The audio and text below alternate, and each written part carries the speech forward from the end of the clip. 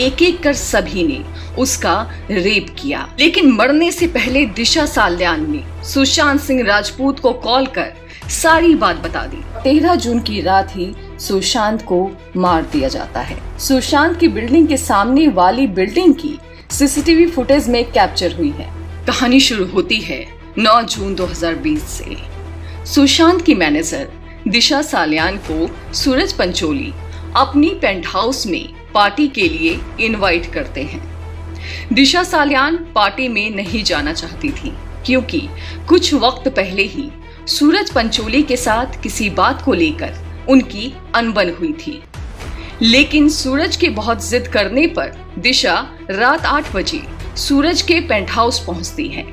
Party में पहले से महाराष्ट्र के सीएम उद्धव ठाकरे के बेटे आदित्य ठाकरे, सिद्धार्थ पिठानी, संदीप सिंह, रिया चक्रवर्ती का भाई स्वामिक चक्रवर्ती, सलमान खान के भाई अरबाज खान और दूसरे बॉलीवुड स्टार्स मौजूद थे।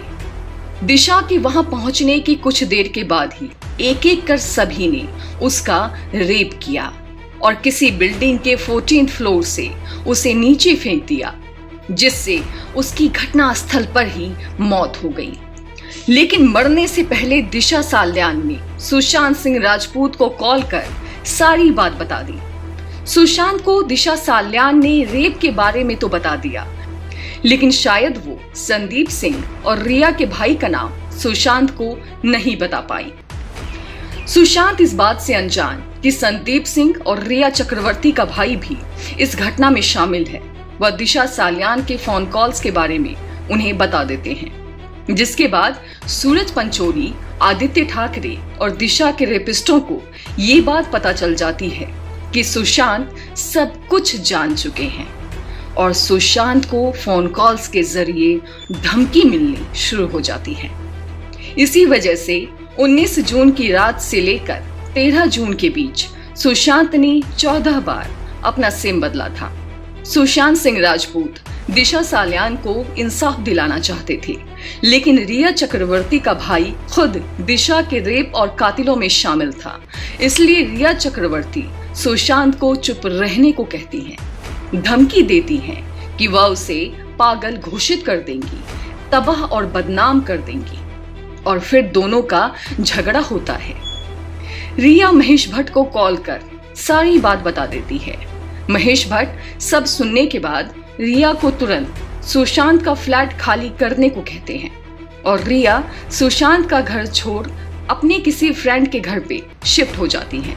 इसी बीच सुशांत के दोस्त संदीप सिंह, आदित्य ठाकरे, सूरज पंचोली और अरबाज खान को खबर कर देते हैं कि सुशांत चुप नहीं रहने वाला, वह कभी भी मीडिया के सामने अपना मुंह खोल सकता है।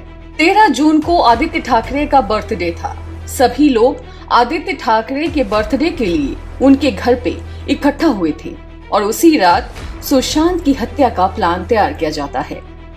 13 जून को ही सुशांत के घर पर भी पार्टी थी, क्योंकि सुशांत को रूमी जाफरी ने नए प्रोजेक्ट के लिए साइन किया था।